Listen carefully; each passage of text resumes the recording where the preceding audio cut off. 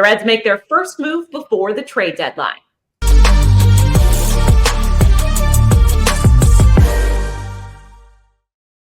Welcome in. I'm Kainani. Jeff Carr from Locked On Reds. Reds make their first move. I'm sure you and all Reds fans are hopeful that there will be more moves to come.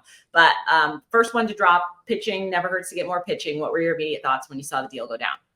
It's nice to be a buyer for once. Hey, it was look talking at about sellers for the last couple of years. Who's going? Who's our favorite player that's getting traded away now? No.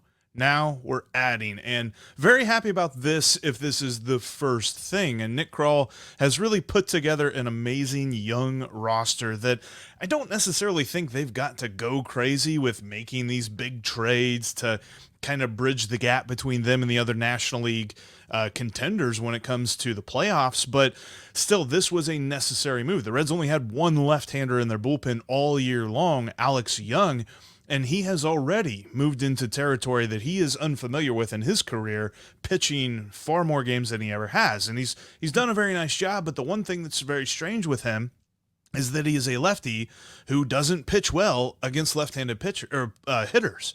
But Sam Moll does. Sam Moll fits that mold. In fact, against left-handed hitters, he has allowed a 197 batting average, and left-handed hitters have a 557 OPS against him. So it's very big box checked for the Reds on the bullpen side, which is necessary for a bullpen that has not one but three pitchers that lead the league in appearances. So he certainly fits a spot that they needed to fill on the roster. What's going the other way on this deal? Are you concerned? Did they give up too much? I've seen some interesting perspective on this. I've known Joe Boyle kind of coming up through the Reds farm system for a few years now. I've watched him very closely. He's a very fun prospect, very interesting to follow. He has a 100-mile-an-hour fastball. He's got a lot of great pitches that he can call on in his arsenal, and he can't control any of them, because he will have 100 strikeouts and he'll have 100 walks.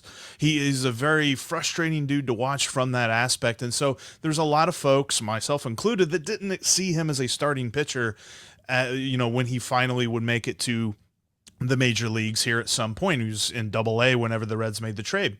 So we'll see what the A's can do with him. Maybe they can kind of tick that control up. I've seen some folks say that the Reds overpaid here. I think that this was just right, specifically for the fact that Sam Moll actually has multiple years of control left on his contract, and he is team, cost controlled. So they're going to get him at a very reasonable rate, as much as we would love for the owners to not spend money.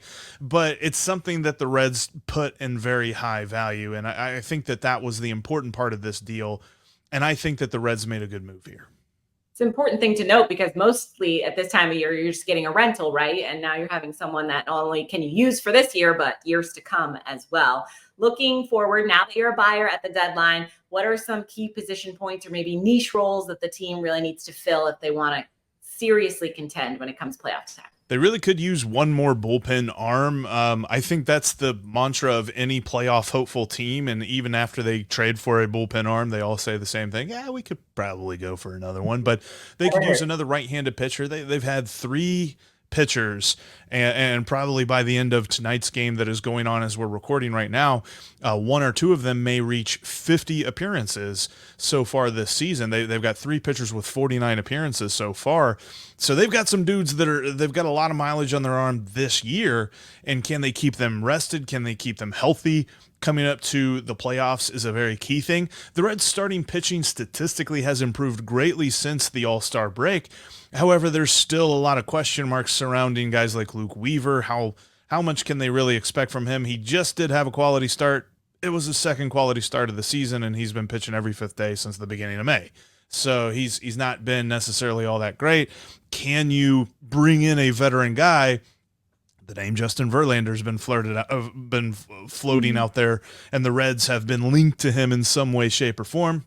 Don't know if that gets done. He's owed a lot of money over the rest of this season, and I think he has one more year on his contract as well, and a no-trade clause to boot. So there's a lot to do there, but a rotation piece would be very beneficial for them. I think that Nick Krall, at the end of the day, absolutely deserves the benefit of the doubt, whether they make another trade or not. The way that he has built this team, he is up for executive of the year. I don't even know who's contending with him at this point. And if he can add at the deadline to solidify this Reds playoff candidacy, then just hand him the award now. Don't wait till award season in December. He's got a couple more hours to put himself over the top with another deal, so we'll keep an eye on things. Jeff, thank you as always. And of course, Locked On Reds has you covered for any other deals that go down.